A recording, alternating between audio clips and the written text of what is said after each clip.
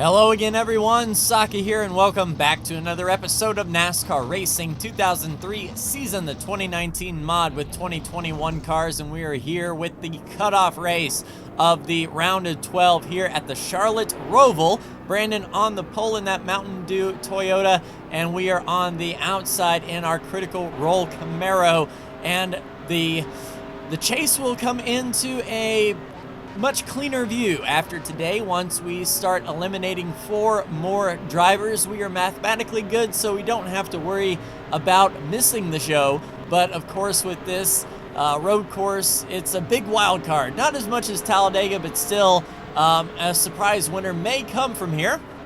A road course ringer might do something. We have Martin Truex Jr. and Chase Elliott behind us, and Elliott, of course, is still in and looking to continue on. Martin Truex Jr., however, is out, so we are going to continue straight. They get a little bit bottlenecky in that bus stop there. We don't want to get run into before the start, and also we are going to stay on the track for the initial start of the race, as they do in real life.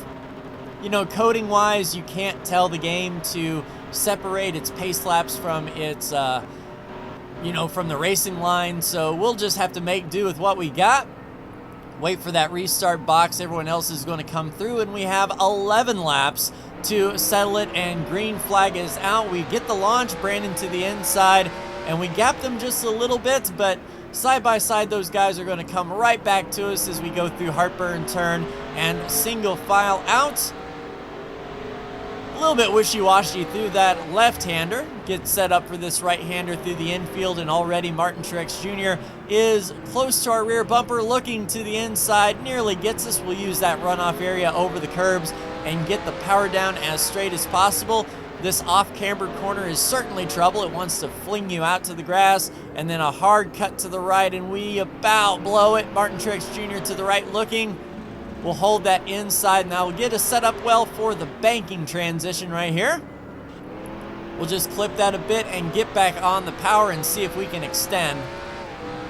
Now the bus stop is extremely fast, but extremely specific. So if Brandon slips up, we might be able to take advantage, but the most important thing is not to make a mistake ourselves. We'll get it slowed down in as straight a line as possible, down to third gear, and then up we go.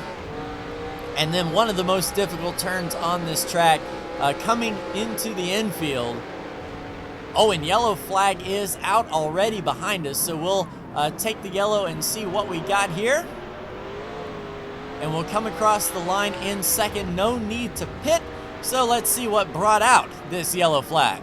Coming off of NASCAR 2, going into the bus stop, Kurt Busch and Ryan Preece. Preece gets right to his rear bumper, pushes Kurt Busch straight, head on into the tire barrier. Tyler Reddick involved, and it is a log jam behind. Daniel Suarez also with a lot of damage. So yeah, pretty much closed up the track, and we talked about the dangers of running that bus stop, and Kurt Busch was a victim.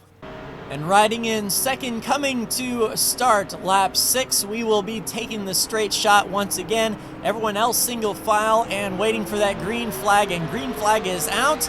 And this is the halfway point of the race already, so the yellow definitely blew the first turn. We locked up that left front a bit. Martin Truex Jr. gets by, under attack by Chase Elliott. Martin Truex Jr. pushes up to Brandon. But already with the race half over with those yellow flag laps, we have a little bit of time to get this done. We'll try to get the power down on the infield section. Ryan Blaney back there looking fast, trying to look under Chase Elliott.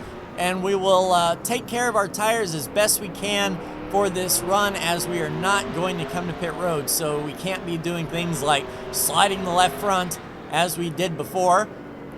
Try to hit this transition and get the power down. We should pick up a draft off of Martin Truex Jr., however, but going into that bus stop is going to be a little bit tricksy. No pressure from behind, so no need to really throw it in there like crazy if this doesn't suit me. Not exactly a passing zone right here. And Truex looking to the inside of Brandon. A little pressure behind to Ryan Blaney. And we definitely have to take care not to overshoot this this kink, get it slowed down as straight as possible, down to first gear, and clip those curbs, nearly get the car spun out. Couldn't get the power down as well as Brandon and Truex. Set up for heartburn turn, and Blaney looking to the inside already. A very good passing zone right here. So Ryan Blaney moves up into third spot. We'll try the crossover. Couldn't quite get that done.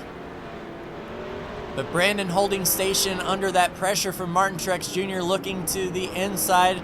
Truex was eliminated after the first round, so he could play spoiler and rob someone of the guaranteed move into the round of 8. Use that curb a little bit. That actually helped the car rotate quite a bit. If we could do that every lap, we would be okay, but that was more of an accident than an actual thing I did. Get that power down, and those guys don't seem to exit the transition as well as myself and Brandon do. We've got quite the gap on Chase Elliott, but does Ryan Blaney get antsy and try to make the move on Martin Truex Jr. here going into the bus stop? We'll carry that speed. A little loose, but we got good power. It's almost like Brandon may have slowed up Truex Jr. and Blaney just a bit, looking to the left-hand side. We'll be set up well for this right-hander if we can just stay to the outside of Blaney. Brandon cut the corner just a little bit, and we are set. And back up in the third, so let's not blow heartburn turn. Truex looking to the inside. Couldn't quite get the fender on, but a much better turn 1 for us for sure. Blaney is still back there, of course, with a lot of pressure. We're going to have to drive a clean race. And Truex right on that back bumper, filling Brandon's mirror completely, looking to the left side. No dice. Try to switch back over to the right. And a lot of lateral force right there, trying to keep the car on the track. We did clip that curb just a little bit like we did last lap. Got the car rotated. And we managed to close up on Truex just a bit. If we can get up onto the banking much better, there we go. And we are catching Truex with a head of steam. We'll look to the inside of the banking. No pressure from Blaney. If we can just get a straight launch into the bus stop, we will be back into second place. There we go. Truex gives up the spot. We overdrive a bit, had to lock up, nearly clipped the tires, run Truex wide. And Denny Hamlin looking into the picture. We haven't seen him all day, but right on the back bumper of Blaney. So that sort of messed up Truex's line as well when we drove in deep into that bus stop. Much cleaner exit through that kink, and they are fighting for position back there, giving us some breathing room into turn 1. And I believe we're a little bit better under braking, so that will lend well for us if we can just keep these tires under us for the next few laps. But a very competitive and spirited Roval race thus far for sure. Get that launch as straight as possible. We are right there, trying to pounce as best we can. Overdrove a bit in the flat section, have to use the runoff. Blaney to the right side, we will defend. Try to stay to his left. Cut that inside as best we can and get a launch up to the banking. Can we get it done? Blaney rolls. Wow, that is the best launch that they ever got out of the kink. Blaney right to the rear bumper of Brandon. Hard pressure going into the bus stop. We'll watch and wait and see what happens here. Brandon locking up just a little bit. Ryan Blaney right to his rear bumper. Brandon's rear end is not in the racetrack at all. Blaney looks to the inside. Brandon chokes him up just a little bit, moving to the left to defend. A little lockup on that transition. And we might be overdriving just a bit. We slid. Brandon slides off the corner as well. Ryan Blaney to the point, and Denny Hamlin actually to our inside. So Ryan Blaney paces this field. Truex still back there, ready to pounce on anything that we mistake. Into Denny Hamlin just a bit. Oh, Brandon really loose. Has to use the runoff room and gets it back straight. Rejoins traffic, doesn't gain or lose any position, so saving the car brilliantly going through that turn. Trying not to overdrive. We missed that curb a little bit. Blaney's sort of stretching it out here. Ryan Blaney looking to solidify his position into the round of 8. He was good on points, but making a point of his own. Wow, really loose off of that transition. Could not get the power down as straight as I wanted to. We'll lose some time to Denny Hamlin through the banking, and pretty much even Stevens now. We'll get it slowed up as best we can, get the car sort of happy sliding fast through that bus stop and gain a little bit of time on Denny Hamlin. Washing up though.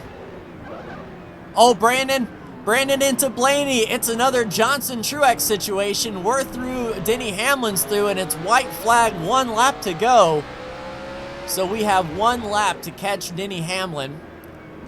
And as I said before, we're good on points, so we can afford to throw it in there and see what happens. Try to get those 5 bonus points for a win to help our round of 8.